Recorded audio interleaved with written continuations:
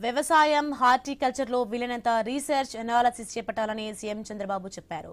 రైతులు ఆధునిక పద్ధతులు అవలంబించాలని సూచించారు. రైతులతో సీఎం చంద్రబాబు ముఖాముఖి అయ్యారు.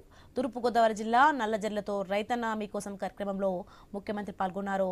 వ్యవసాయ శాఖ ఏర్పాటు చేసిన స్టాళ్లను సందర్శించారు. రైతుల పొలాలను పరిశీలించారు. అలాగే నర్సరీలను అభివృద్ధి చేయాలని సీఎం సూచించారు. ఇక వ్యవసాయం హార్టికల్చర్లో వీలైనంత రీసెర్చ్ అనాలిసిస్ చేపట్టాలని ముఖ్యమంత్రి చెప్పారు. పామాయిల్ సాగులో టెక్నాలజీని వినియోగించాలని స్పష్టం చేశారు.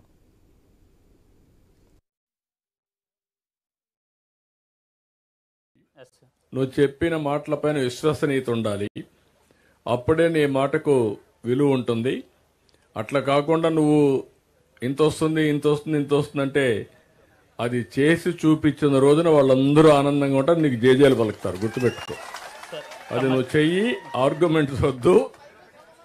నేను అందుకని ఇవన్నీ కూడా సిస్టమేటిక్గా చేయడం కోసం నేను ఇక్కడికి వచ్చాను. ఓవర్ కాన్ఫిడెన్స్ వద్దు. మనం నిరంతరం దీన్ని పైకి తీసుకుపోవడం అవసరం. తమ్ముడు కూర్చోవా, ఒక్కరి కోసరం కాదు, మీరేమన్నా ఇస్తే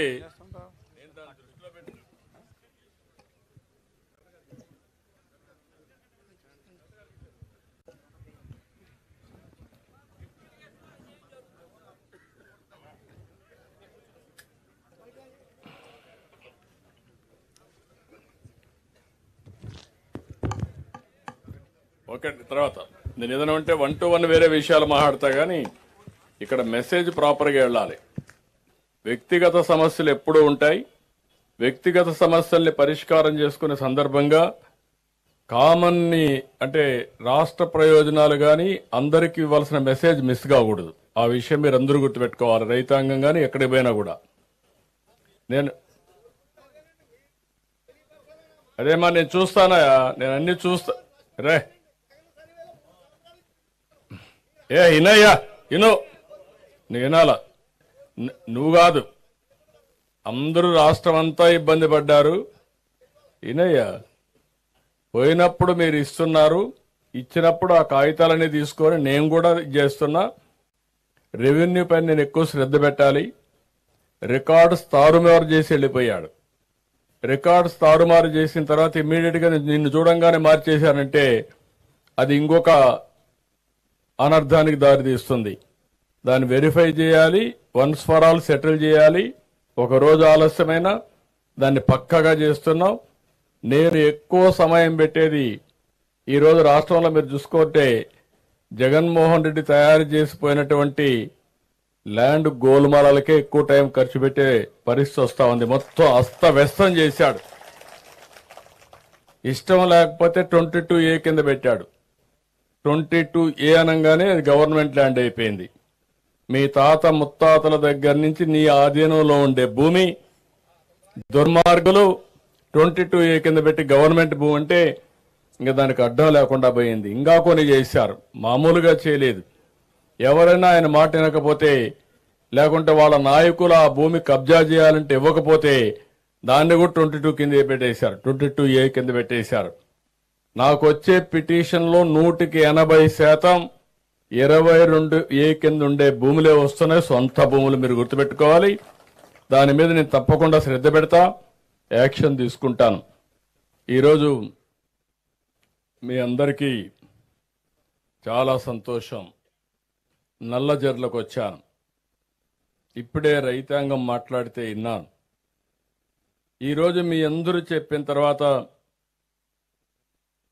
నేను వచ్చిన ముఖ్యమైన పని మీరు చూస్తే 18 నెలలుగా ఈ ప్రభుత్వం ఉంది. ఆ రోజు మీరందరూ ఆలోచించారు. రాష్ట్రం మొత్తం విధ్వంసానికి గురైంది. అభద్రతా భావానికి వెళ్ళిపోయాం. ఎవరైనా గట్టిగా ధైర్యం చేయాలంటే భయపడిపోయే పరిస్థితికి వచ్చారు. ఆ సమయంలో మీరు చూసినప్పుడు నేను నిలబడుకున్న తర్వాత జనసేన అధినేత పవన్ కళ్యాణ్ గారు పూర్తిగా సహకరించి వ్యతిరేక ఓటు చీలడానికి వీలు లేదు, ప్రభుత్వానికి ఇంటికి పంపించే పరిస్థితి రావాలని చెప్పి ముందుకు వచ్చాడు. ఆ తర్వాత బీజేపీ కూడా కలిసి వచ్చాం. ముగ్గురము కలిసి కూటమి కట్టాం. కూటమి కడితే మీరు చూస్తే మీరు కూడా చాలా రోజులుగా రాజకీయాలు చూశారు. ఎప్పుడూ రానంత విజయం వచ్చింది. 57% ఓట్లు పడ్డాయి. 94% సీట్లు గెలిపించారు. ఒక చరిత్ర సృష్టించారు మీరైతే. కొన్ని జిల్లాల్లో అయితే ఒక ప్రభంజనం. 90,000, 95,000 మెజారిటీ. పోలీసులు పక్కకు రావాలి, కొంచెం కనపడాలి. పోలీసులు ఎన్నికరండి. మీరు అనవసరంగా కొంచెం క్లారిటీ ఇవ్వాలి ఎవరన్నా కూర్చున్న వాళ్ళకి. అవన్నీ కూడా చేసే పరిస్థితికి వచ్చింది. అయితే గెలిచిన తర్వాత నేను కూడా మీరు చూస్తున్నారు. నేను అప్పుడు కూడా చెప్పాను, ఈ 5 ఏళ్ళు నా అనుభవంతో నేర్చుకున్న తెలివితేటలన్నీ ఉపయోగించి, టెక్నాలజీ ఉపయోగించి ముందు జరిగిన దానికంటే 3-4 రెట్లు అభివృద్ధి చేస్తానని ఆ రోజు మీ అందరికీ హామీ ఇచ్చాను. ఒక పక్క సూపర్ 6 సంక్షేమ కార్యక్రమాలు, ఇంకో పక్క చూస్తే ఖాళీ ఖజానా. ఎతికినా కూడా డబ్బులు దొరికే పరిస్థితి లేదు.